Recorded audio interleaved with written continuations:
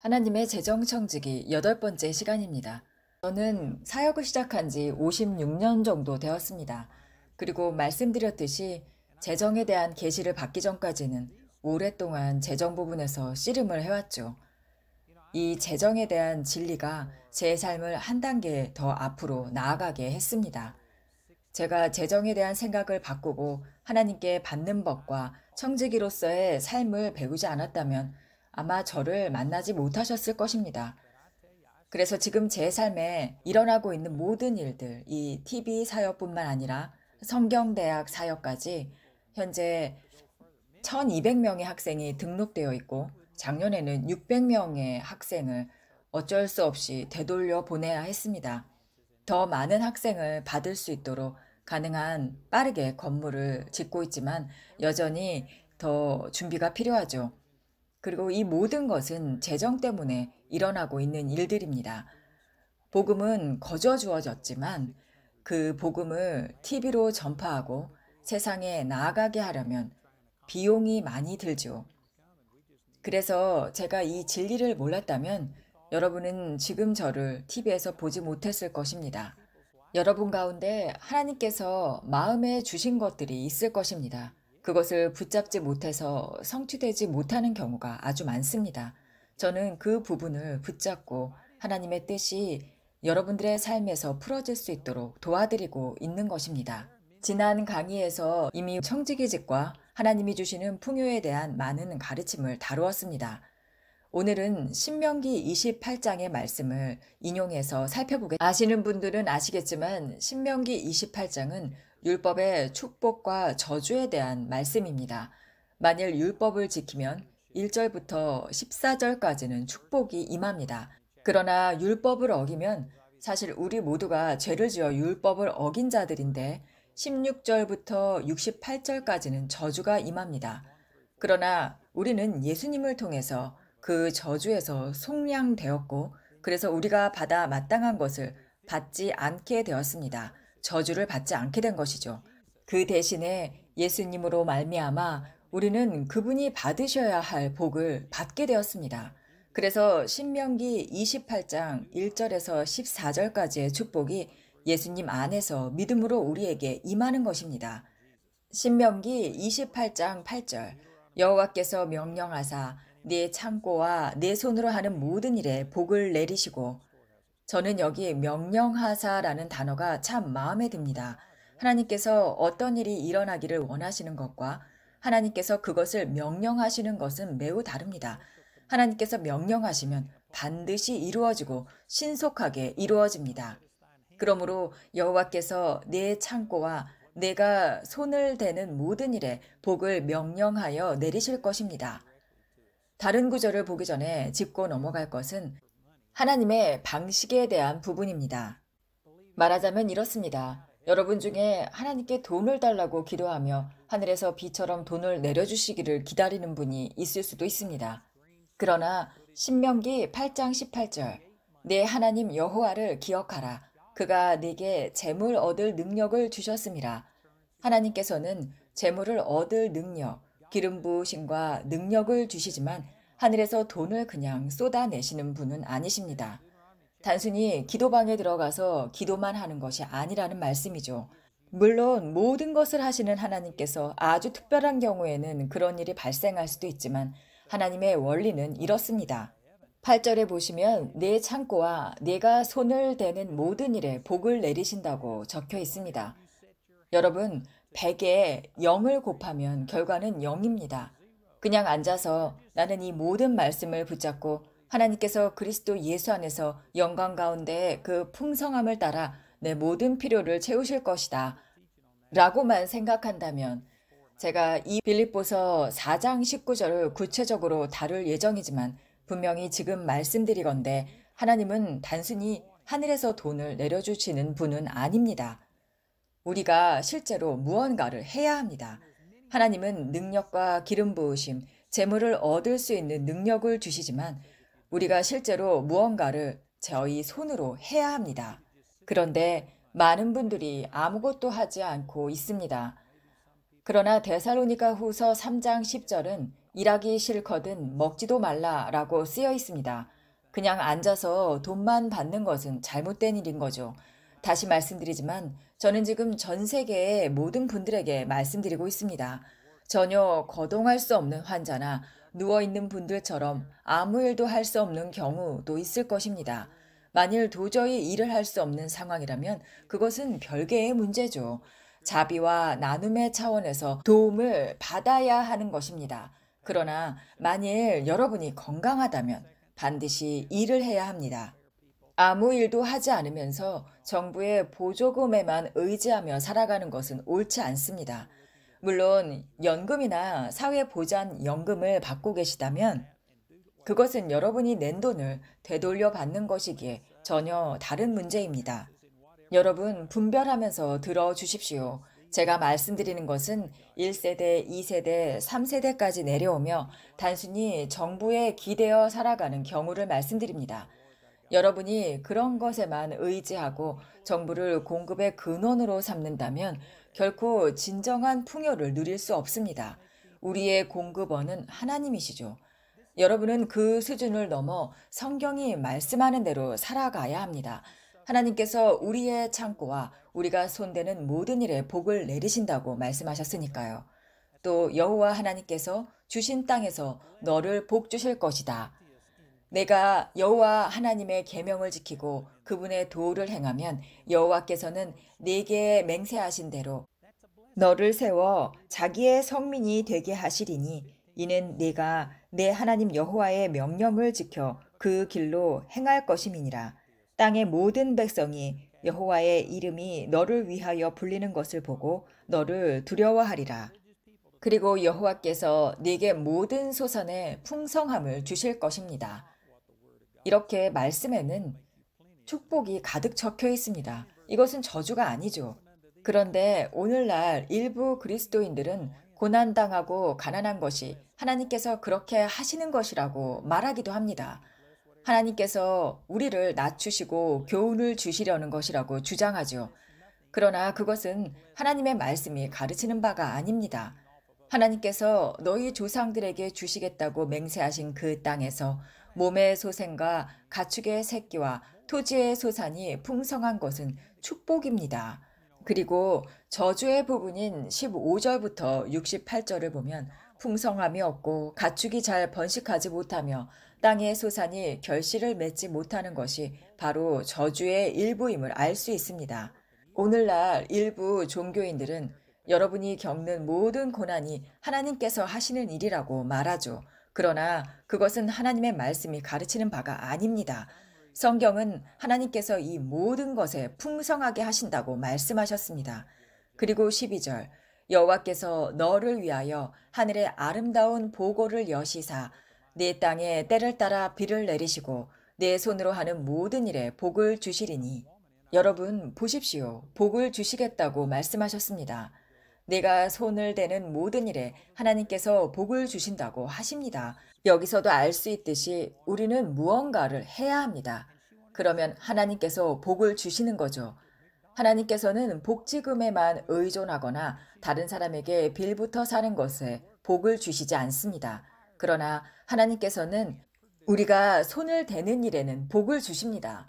실제로 어떤 분들은 저에게 와서 실업급여로 사는 게 월마트 안내원이나 맥도날드에서 일하는 것보다 돈을 더 많이 벌 수 있는데요. 라고 말씀하시죠. 그러나 여기에는 중요한 차이가 있습니다. 하나님의 축복으로 복지금도 받을 수 있지만 그것을 불어나게 하시지는 않습니다. 그러나 만약 여러분이 실제로 일을 한다면 비록 그 수입이 복지금보다 적을지라도 여러분은 손을 무언가에 대는 것이고 하나님께서는 그 위에 복을 더하실 수 있습니다. 제가 확신하건대 만일 저에게 무슨 일이 생겨 사역이 없어지고 아무것도 가지지 못한 상황이 된다면 저는 월마트나 맥도날드에 가서 일자리를 얻을 것입니다. 그리고 머지않아 저는 관리자가 될 것입니다. 왜냐하면 하나님께서 제 손으로 하는 일을 복을 주시기 때문이죠. 제가 성실히 일하며 일어설 때 하나님은 반드시 승진의 길을 열어주실 것입니다. 우리 학교에 다니는 한 여성의 간증이 있습니다. 그분은 연세가 좀 있으신 시니어셨죠. 그분은 바로 이 원리를 알고 맥도날드에서 일하기를 원했습니다. 하지만 그분은 이미 소득이 있었고 사회보장연금도 받고 계셨죠. 그러나 단순히 연금에만 의존하지 않고 복을 받기 위해 실제로 손을 무언가에 대기를 원했습니다. 그래서 맥도날드에 직접 찾아가 지원서를 냈습니다. 그런데 담당자는 너무 나이가 많으십니다. 라고 말하며 그분을 받아주지 않았습니다. 그러자 그분께서 저는 일을 잘할 수 있는 것을 압니다. 저를 한번 고용해 보세요. 만약 제가 성과를 내지 못한다면 저에게 급여를 줄 필요가 없지 않습니까? 그 말을 들은 관리자는 그분에게 일자리를 허락했습니다. 얼마 지나지 않아 그분은 승진하기 시작했습니다. 지금 그분의 직책이 정확히 뭔지는 모르지만 많은 직원들을 관리하는 위치에 있는 것으로 알고 있습니다. 어쨌든 그분은 승진했고 자신이 유능하다는 것을 증명했죠. 바로 이것이 성경이 말하는 원칙입니다. 그분은 그냥 사회보장연금에만 의존하며 살 수도 있었습니다.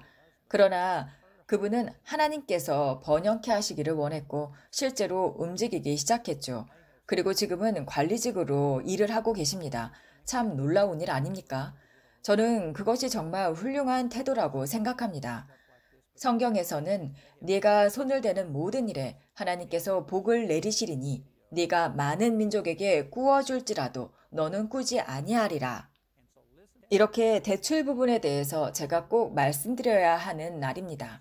저와 함께 일하는 사람들 중에 제가 정말 존경하는 분들이 있죠. 제 전임 CEO와 현재의 CEO 모두 부동산 투자와 같은 분야에서 큰 재정적인 성공을 거둔 분들입니다. 그래서 그분들은 대출을 받아 어떤 것을 구입하고 그것을 수리한 후 다시 그 자산을 담보로 대출을 받아 또 다른 것을 사는 방식으로 운영합니다. 그분들은 자산의 가치가 상승하는 것과 하락하는 것을 명확히 구분합니다. 여기서 분명하게 말씀드릴 것은 저는 대출로 사업을 하는 것을 비판하려는 것이 아닙니다. 제가 그런 방식으로 해본 적은 없지만 그것을 반대하는 것이 아니라는 것을 분명히 말씀드립니다. 우리는 관리자입니다. 만약에 여러분이 그 대출금에 대한 이해가 확실하고 그것을 잘 다룰 수 있는 능력이 있다면 그것을 사용할 수 있습니다. 그러나 개인적으로 저는 아무에게도 빚지지 아니하리라 이 말씀을 붙잡습니다. 저는 많은 분들에게 나누어 줄 수는 있지만 빚을 지지는 않습니다. 가치가 올라가는 자산이라 할지라도 늘 그렇게 살아왔습니다. 그러나 여기서 말하는 것은 번영, 풍요입니다. 어떤 분들은 이렇게 말씀하시죠. 당신은 미국인이니까 가능하죠. 우리나라에서는 상황이 다릅니다. 물론 나라별로 정부 체제와 경제 체제가 다르죠. 그것은 맞습니다. 그러나 분명한 것은 하나님은 여러분이 어떤 상황에 있든 복을 주실 수 있다는 사실입니다. 사실 제 사역과 연결된 영국의 한 자매가 있습니다. 그녀의 이름은 루스 레비입니다. 우리는 그분이 어떻게 주님을 알게 되었는지에 대한 영상이 있죠. 루스는 원래 인도 펀잡 출신의 힌두교인이었습니다. 그런 그녀에게 실제로 예수님께서 나타나셨죠. 그리고 그 후에 천사가 나타나 영국 웨일즈에 있는 우리 성경대학의 주소를 직접 알려주었습니다. 그 천사는 심지어 버스 번호와 정류장 번호까지 기록하여 그녀에게 건네주고는 사라졌다고 합니다. 루스는 실제로 그곳에 가서 완전히 변화되었고 또 지금의 남편을 만나게 되었습니다. 그리고 그녀와 남편은 제 사역의 CEO인 빌리 에퍼하트의 가르침을 함께 받았죠. 이곳에서 재정훈련을 받은 것입니다. 그들은 집을 사기 시작했는데 신용 기록이 전혀 없는 상황에서 영국에서 대출을 받을 수 있었다는 것은 기적과 같은 일이었습니다. 그러나 하나님께서는 길을 항상 여시죠. 현재 그들은 여러 채의 집을 보유하고 있고 잠시 후에 제가 이에 관련된 짧은 영상을 보여드릴 텐데 오늘 제가 말씀드린 내용을 잘 보여주는 사례입니다.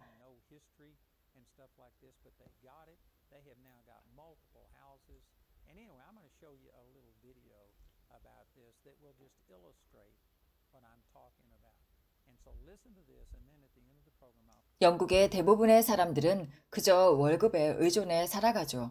대학교 학위를 받고 직장을 얻고 졸업하면 많은 빚을 안고 다시 일터로 돌아가고 자고 일어나서 또 자고 세금을 내고 연금을 내다가 결국 65세쯤에 은퇴하는 구조입니다. 많은 분들이 그저 언젠가 복이 오기를 기다리지만 그 복이 어디에서 오는가요? 반드시 누군가를 통해 와야 합니다. 그러나 저와 마이클이 배운 하나님의 번영의 삶은 이와는 완전히 달랐습니다. 우리가 할 수 있다면 누구든지 할 수 있습니다. 루스와 마이클은 힌두교 배경과 영국식 교육 속에서 자라며 번영은 부유한 소수 엘리트에게만 주어진다는 말을 들으며 컸습니다. 소득이 많지 않은 소수 민족으로서 그 부부는 제도를 탓하며 빚 가운데 살고 월급에만 의존할 수도 있었지만 하나님은 더 나은 길을 예비하셨습니다. 이것은 카리스 성경대학가 빌리 CEO의 가르침이 모든 상황이 불리했던 영국의 한 젊은 부부에게 어떻게 성경적인 번영을 발견하게 했는지에 대한 이야기입니다. 부지런함과 성실함, 그리고 카이로스의 순간들, 청지기 직분과 땀 흘림의 여정이었습니다. 이것이 바로 루스와 마이클 부부가 경험한 재정적인 돌파구입니다. 2018년 루스는 자신이 힌두교에서 그리스도인으로 변화된 간증을 나누었습니다. 그 간증은 예수님께서 그녀를 악한 신들의 공격에서 건지신 사건으로 시작해서 천사의 인도를 따라 영국에 있는 카리스 성경대학에 입학하게 된 것으로 끝이 났습니다. 그녀가 초자연적인 체험 속에서 성령님의 인도하심을 신뢰해야 했던 것처럼 하나님의 나라를 먼저 구할 때 어떤 일이 일어나는지를 배우게 되었습니다. 루스는 성경대학에 다니기 위해 사업을 접었죠. 그리고 그때부터 하나님의 풍요가 나타나기 시작했고 더 믿음으로 걸어가야겠다는 생각을 다짐하게 되었습니다. 하나님께서 저에게 꿈을 주셨는데 그 꿈에서 저는 건축업자와 결혼해 있었습니다. 그는 흰색 밴을 가진 건축업자였는데 저는 그 꿈을 그냥 마음속에 간직해뒀죠.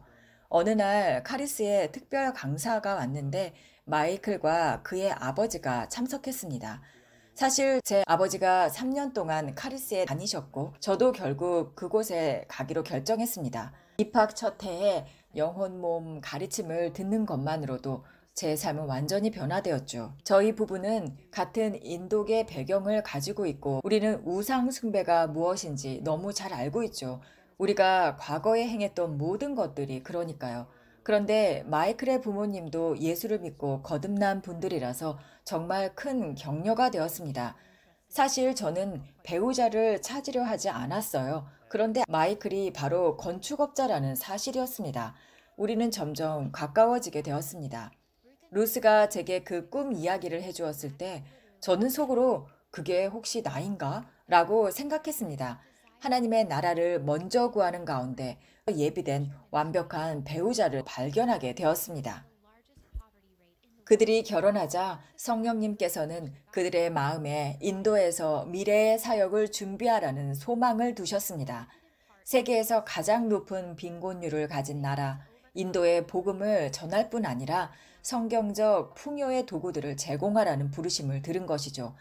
그러나 그들이 제3세계의 재정적 청지기의 원리를 나누기 전에 먼저 서구 사회의 빈곤한 사고방식을 극복해야 했습니다. 영국에서 교육과정을 거칠 때마다 우리 학생들은 빚을 지게 됩니다. 그리고 졸업 후에는 안정적인 월급을 받는 직장을 구하라고 배우고 연금 제도를 신뢰하라고 가르침을 받죠.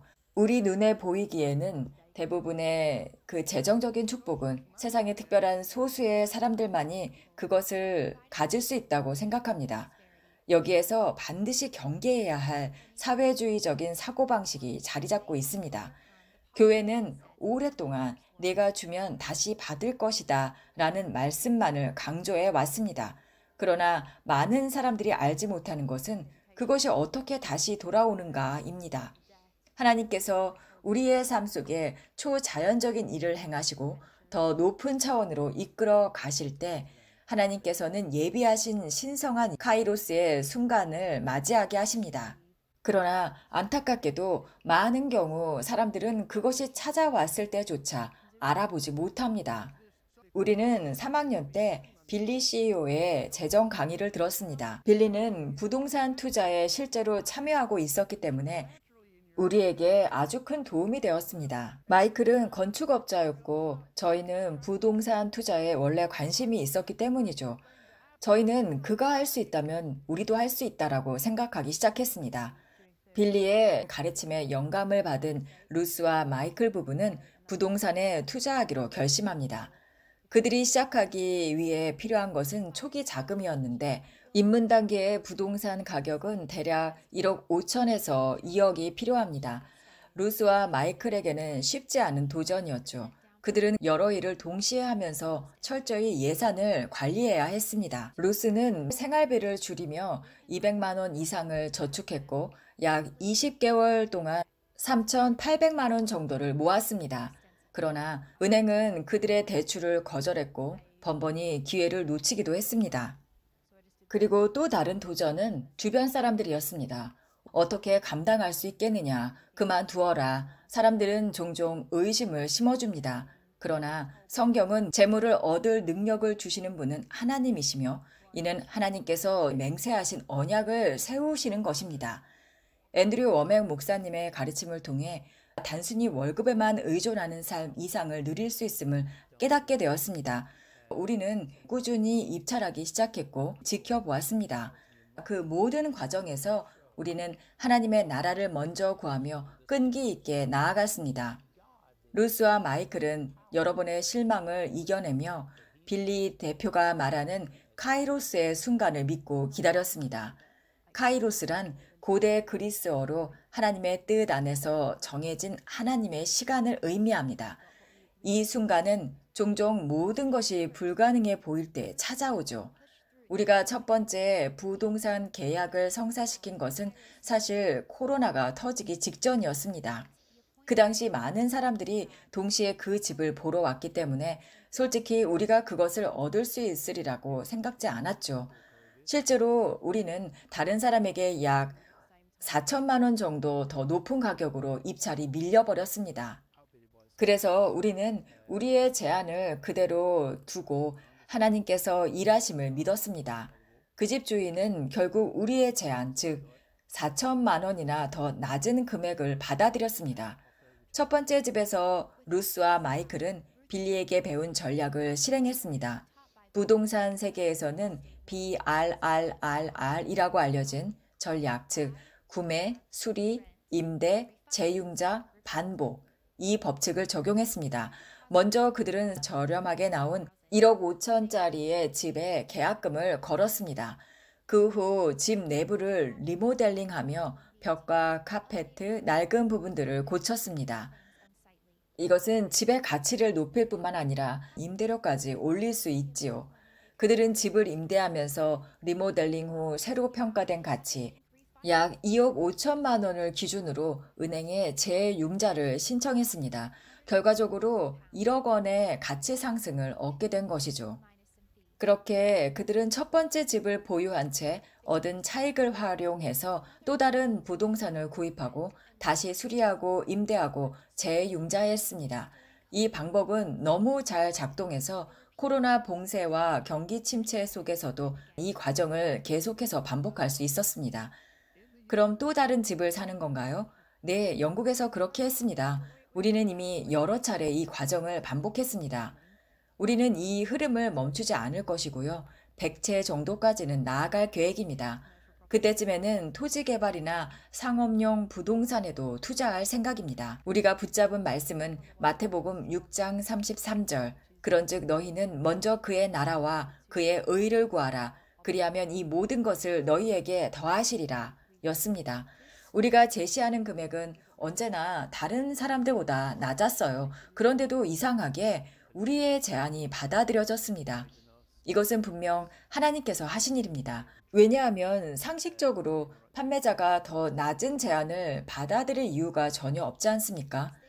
주님은 언제나 우리 곁에서 인도해 주셨습니다. 필요한 전문가를 연결해 주시고 기술자를 보내주시고 올바른 사람들과 세입자를 만날 수 있도록 이끌어 주셨습니다. 그들이 투자 전략을 다듬어 갈 때마다 주님은 늘 곁에서 함께해 주셨습니다. 루스와 마이클 부부는 성령님의 인도하심을 따라 여러 부동산을 계속해서 사고 수리하고 임대하고 재융자하며 그들의 자산 포트폴리오를 확장했습니다.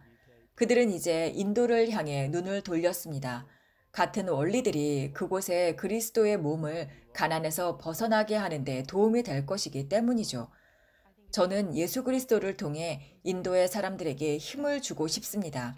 우리는 다른 그리스도인들이 재정적으로 일어서고 빚에서 벗어나도록 돕고자 합니다. 여러분들이 어디에 있든 상관없습니다. 이 하나님의 원리는 어디서든 적용될 수 있습니다.